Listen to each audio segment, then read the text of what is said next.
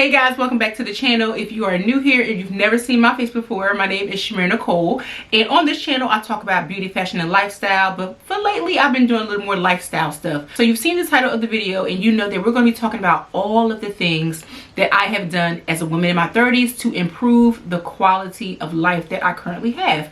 So we're going to kind of go through my list.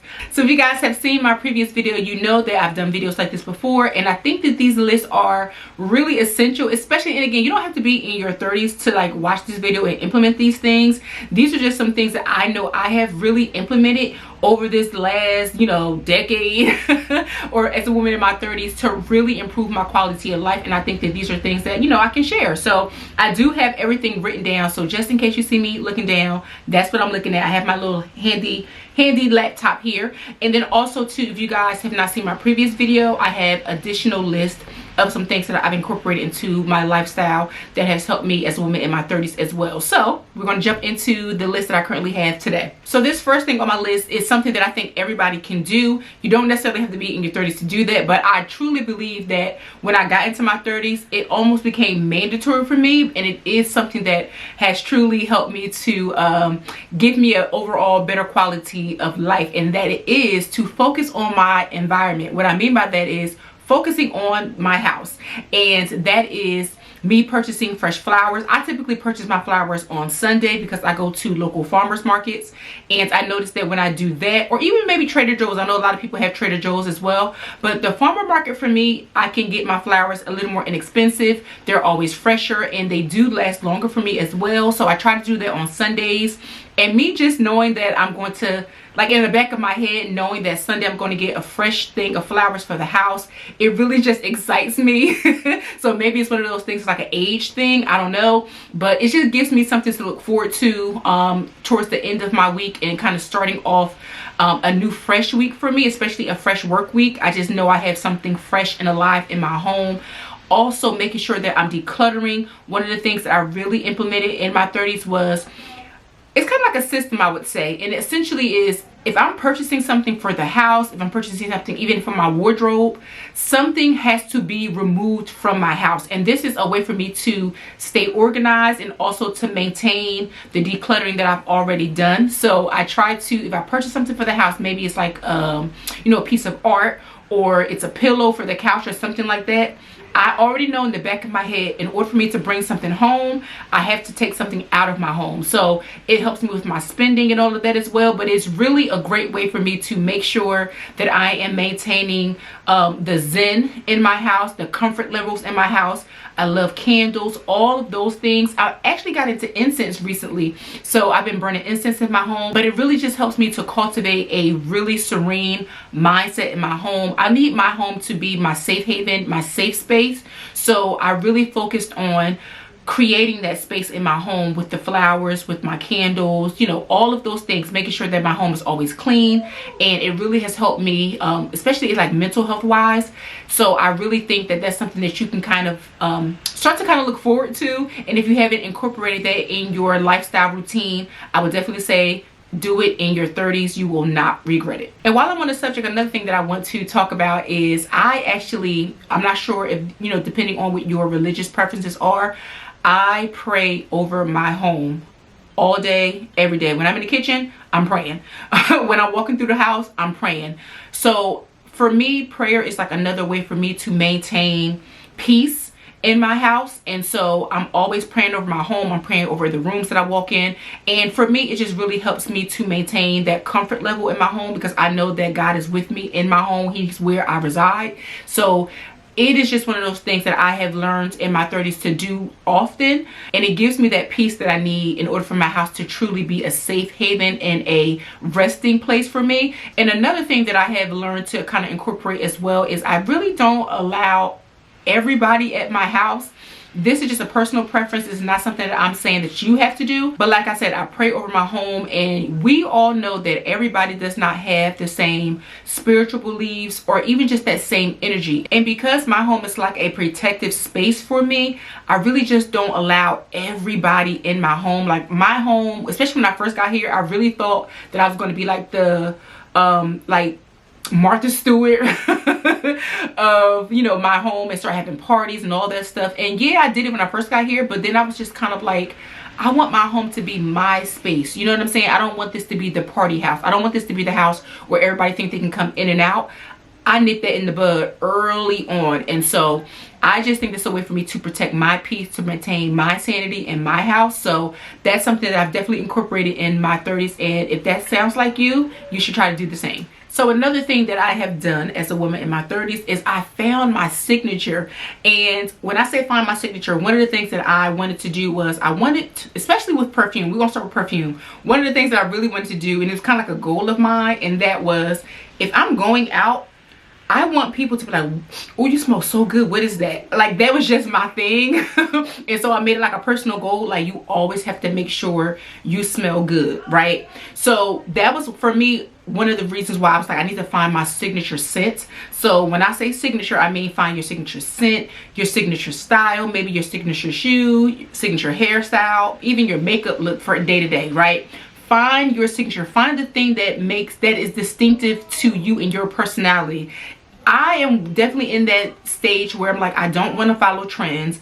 I don't want to change my look based upon, you know, what style is out or what's going on. I really want to have something that was synonymous to me and who I was. So one, it was definitely going to be perfume. And then second, I really wanted to kind of be like makeup look for some reason. Now, I'm not a person who wears a lot of makeup, but I really just wanted to have like a signature eye that I can wear like day to day that was just unique to me.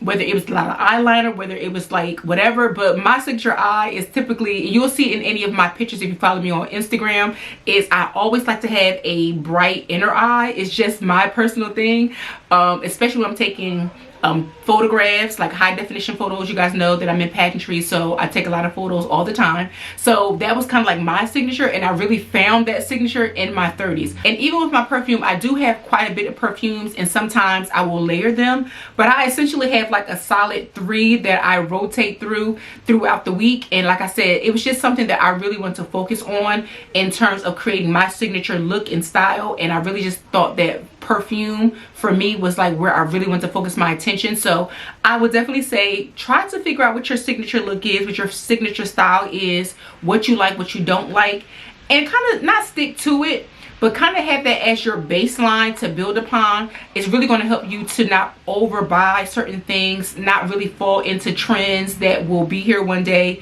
and be gone the next. If you find your signature and you build upon that, it's really going to have your wardrobe and even the things that in your closet is just going to be synonymous to you, and it's going to help you build a capsule wardrobe versus having a whole bunch of pieces in your closet that look good separately, but you really can't create a cohesive look. You know what I mean? So I would definitely say try to figure out what your signature looks are, your signature style is. That's something that I did in my 30s, and it definitely has helped me elevate my personal style. One thing that I've been saying for a while is you are what you eat, right? We've all heard that saying, but I thought about it in terms of not eating like actual food. I'm thinking about the things that we ingest, right? So for me, I'm really not a TV girl. I've really never been, quite honestly. When I do watch TV, I'm watching the same stuff all the time. But one of the things that I really incorporated into my 30s was reading more. You are what you eat. You are what you ingest. And so for me, what I ingest is going to really help me become the woman that I want to be. So I started to focus on reading more because I wanted to not only learn more, I wanted to retain more knowledge, and I really wanted to grow and elevate as a person. And I knew that if I focused on the things that I was putting into my vision, into my brain, into my spirit, it was going to help me to become that girl. So I read a lot more than I watch TV. It's not always necessarily like self-help books, but even when you're reading, it helps you with your vocabulary. It helps you with your thought processes, reading other people's perspectives about certain topics. It's really like an eye-opening thing. And so I definitely highly suggest, if you are not a reader, definitely try to see if you can find some books that kind of can keep your attention, but also some things that are going to help you. Again, it doesn't necessarily have to be a self-help book per se, but even when you're finding something that, let's say you want to go to Barnes and Nobles and you're looking for like a thriller, right? It can be a thriller that deals with something that you're dealing with, but something that, again, is going to help you look at certain topics from a different perspective, and it really helps you to elevate in terms of how you retain knowledge, how you read certain things, how you are analytical in your thinking. And reading for me has just elevated my life in so many different ways. So I definitely think that reading is a practice of self-care, a practice of self-love, and it is definitely a way for you to elevate as a woman in your 30s. So another thing that I have learned to do as a woman in my 30s and even beyond is I've learned to start outsourcing some stuff. I'm gonna tell y'all right now, if you guys don't know me, if you've never been in my channel before, I am a Leo woman, right? What that typically means is I am headstrong. It's really hard for me to relinquish control a lot of times because I feel like if I don't do it, it's not done properly. But I'm gonna tell you, as I'm in my 30s now, I'm like, forget that. Forget that. One of the things that I have learned to do is outsource, right? When I say outsource, that means the things that I can do that are not going to be detrimental to my day, detrimental to my life, detrimental to my week, I try to outsource. One of those being, maybe it's like Instacart, right? I don't have to do my grocery shopping. That's not really something that is going to be like a life or death situation. It's okay to have somebody do that, and it's not really expensive to do, right? But one thing that I have learned as a woman in my 30s is that luxury has nothing to do with designer. It has nothing to do with, you know, the latest Chanel bag or, you know, Gucci shoes or whatever it is that you associate luxury with. Luxury is definitely having the time. Luxury is able to take your time back. And that is one of the reasons why I learned to outsource certain things. If I am able to save that hour in my day and have someone else do my grocery shopping, I can now dedicate that hour to something that I want to do that is not going to take unnecessary time out of my schedule. So for instance, let's say I was reading a book and I necessarily didn't want to put the book down, which has happened to me fairly recently. I can just, you know, stop. I don't have to stop what I'm doing to go grocery shopping. I can outsource that task and have someone else do it. Another way to outsource is by having someone clean your home. So I know a lot of people don't really like people coming into their house. I'm one of those people, like I just said. But even doing that, having someone clean your house maybe once a month is something that you can outsource, right? You're able to get your time back. You don't have to do everything. You don't have to be I am every woman. And that's something that I've learned in my 30s. And so I think definitely finding ways to outsource different tasks that you don't necessarily have to do but need to be done is a great way to elevate your life as a woman in your 30s and even beyond. So I'm going to give you guys a quick tip on how I do that, especially if you are on a budget and you don't necessarily feel like you have the option of having someone else do some of these things, because I've been there and I get it. Especially if you're thinking about maybe like house cleaning or something like that and you don't really necessarily feel like you have the money for it. There are so many different promotional things going on. One way that I like to do that is I go on Living Social or even Groupon. I think they're merged now, but I use Living Social and I will go on their website and there are a ton of house cleaning promotions that you can look for, even carpet cleaning, you know, decluttering, laundry services, things like that. You can find it for a really inexpensive price. And again, that is, for me, that is a luxury, right? So if I have to, you know, stop spending money on eating out or stop spending money on purchasing coffee or whatever it is that I'm spending money on to have that type of service done, for me, it's a win-win, because again, it's something that I don't have to do and it's something that I need to be done, and I can spend my time doing something that I actually enjoy. So I would definitely say outsource some of that stuff. If you can find Groupon or even go to some of these local websites or local coupon places, Retail Me Not. So look on Groupon, look on Living Social, see if you can find some stuff in your area that you might like that's going to help you outsource the tasks that you need to have done. I do it all the time and it is definitely a game changer. So this next tip is something I've already mentioned, but I'm going to go back to it, and that is I learned the value of time. And so like I said, even when you outsource, when I outsource certain things, that hour, 2-3 hours that I would typically do, like say cleaning the house, I learned the value of my time now. So when I outsource, I now can take those 3 hours back and I know that I can utilize that for something else. So I have definitely learned the value of time. And with that being said, I have definitely stopped doing mindless scrolling on social media. And I really don't, like I said, I don't watch TV too much because I just feel like, I'll put it this way. One of the things that I live by is an idle mind is a devil's workshop. What that means is when your mind is just idling, think about your car. When you're just sitting there, you're not moving, you just got the gas on, you're just burning gas, you're not doing nothing, you're not going anywhere. That's an idle mind. And so for me, I believe that when I'm watching TV and I'm like watching whatever, it's idle. Yes, I might be enjoying whatever it is that I'm watching. So when I'm watching like a rerun of something or a marathon of a favorite TV show, it's kind of like, what exactly am I learning? What is helping me grow? Now, again, this is not every single day, but I just feel like me watching nonsense all day on TV is just not, it's just not something I want to do. So I really just try to limit the amount of TV that I'm watching. And you know, I'll do it sometimes, but every night watching 3, 4, 5 hours of whatever, it's just not something that I personally like to do. So like I said, I like to limit the amount of scrolling and TV that I'm watching, unless it's necessary, and I try to focus on things that I know are going to benefit me long term. So that's why I said earlier, I do a lot more reading. So understanding the value in my time has definitely been something that elevates my life, or has elevated my life. And because of that, I've been able to accomplish a lot of things in my 30s, definitely far more than I did in my 20s, because I understand the value of time and how to utilize my time wisely. Now, I know you guys are about to probably laugh at this one, but I wrote it down like I did last time.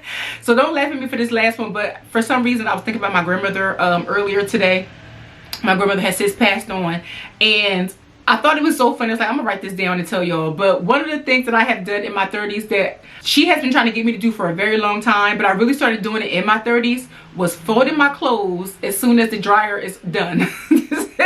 I know we not folding them clothes. It'd be like 4 to 5 business days before we get to that laundry. But I have definitely learned to fold my clothes and get my laundry done as soon as it is done out of the dryer. And I do this for 2 reasons. One, because like I said, I really try to eliminate the clutter and like having clothes all over the place, and try to really maintain my organization in my house, and especially in my drawers. But then also, tidbit from her is I really like to fold my clothes when they are still warm and hot, because it eliminates the time that I need to iron in the morning. And sometimes, depending on how good I fold my clothes, I don't have to iron at all. So I just thought I'd put that out there. But that is definitely something that has helped to elevate my life, and it's a tip that I wanted to share with you guys. So there you go, courtesy of my grandmother, Carrie Mae. Another thing that I have done in my 30s is I really started to utilize nature.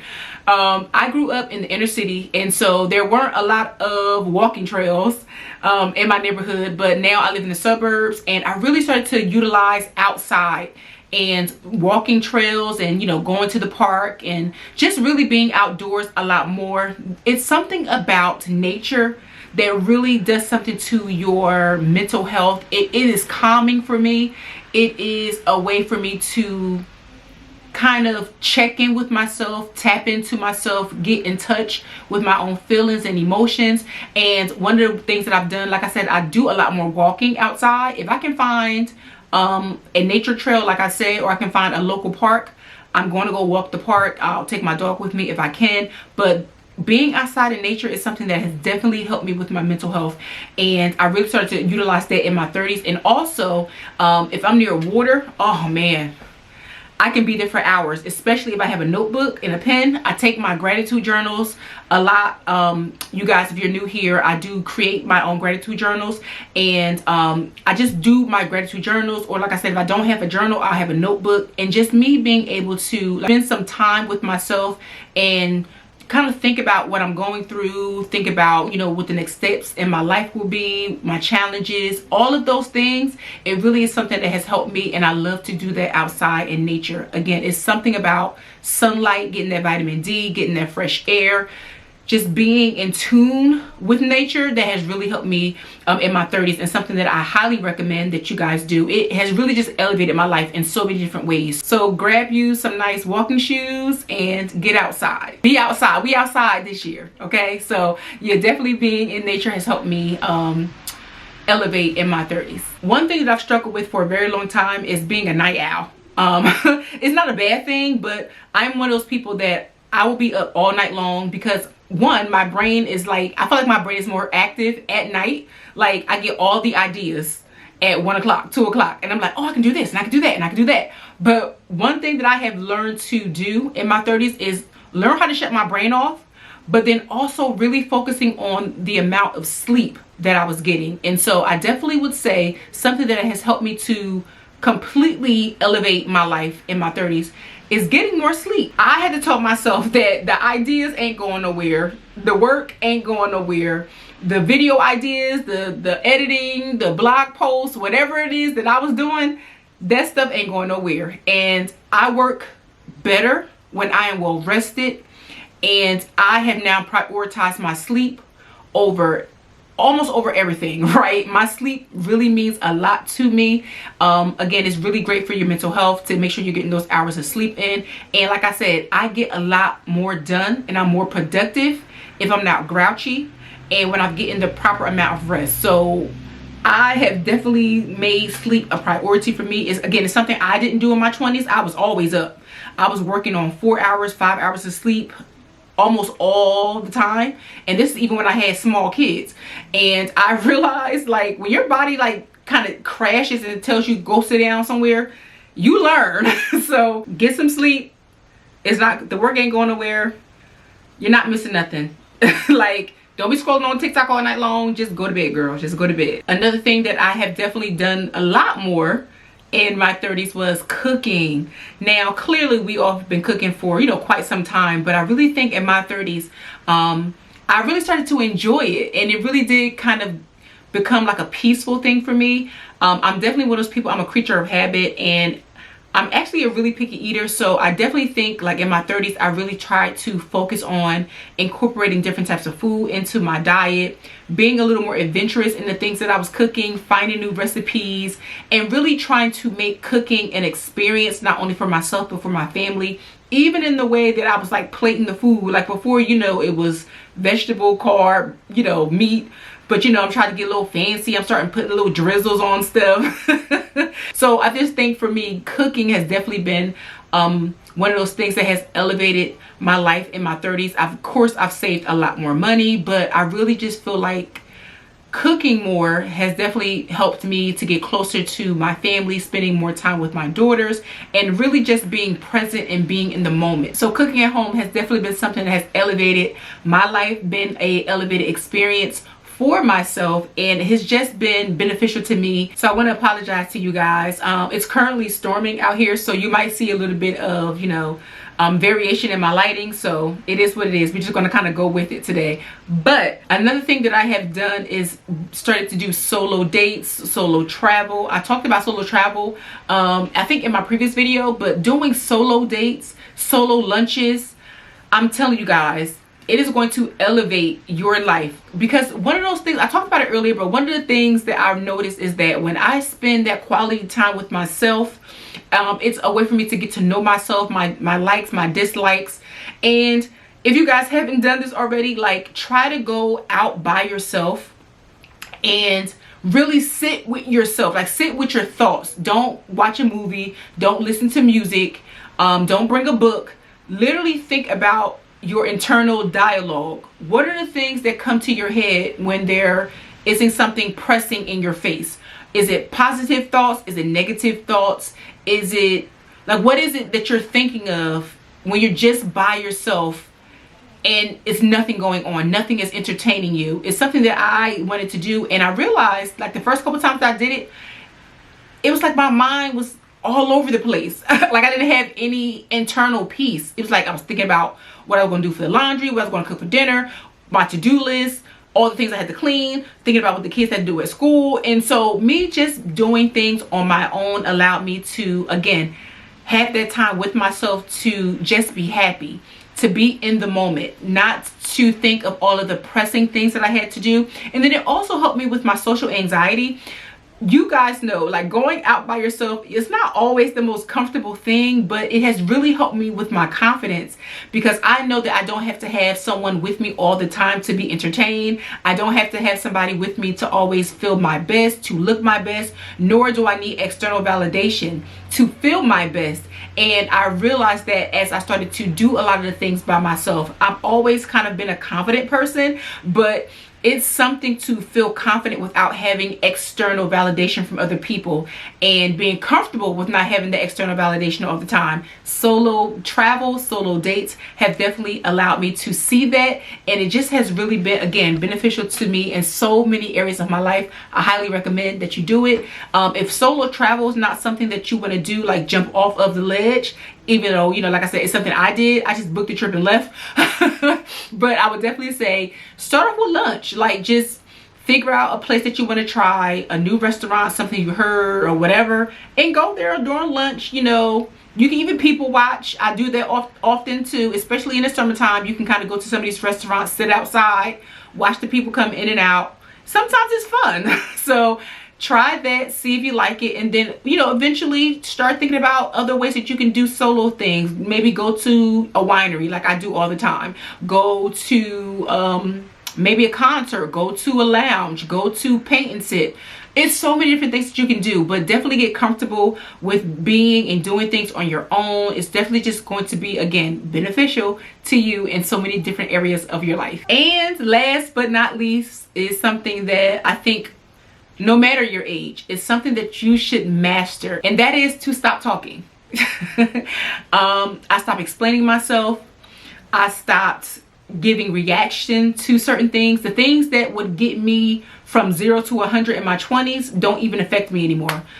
Like, I don't even blink. And it has been the most life-changing thing for me. It has been the most healing thing for me. I don't react to certain things. I don't respond to certain things, especially if it is negative or it is sent to disturb my peace. I will look right past it. You know what I mean? It does not affect me. And again, I really started that with just not speaking about certain things. If someone was talking about something negative and they're in a group, we're in a group and they're saying something negative, and even if it's something that I might typically want to chime in and give my own opinion on, I just stop talking. It's like, oh, okay.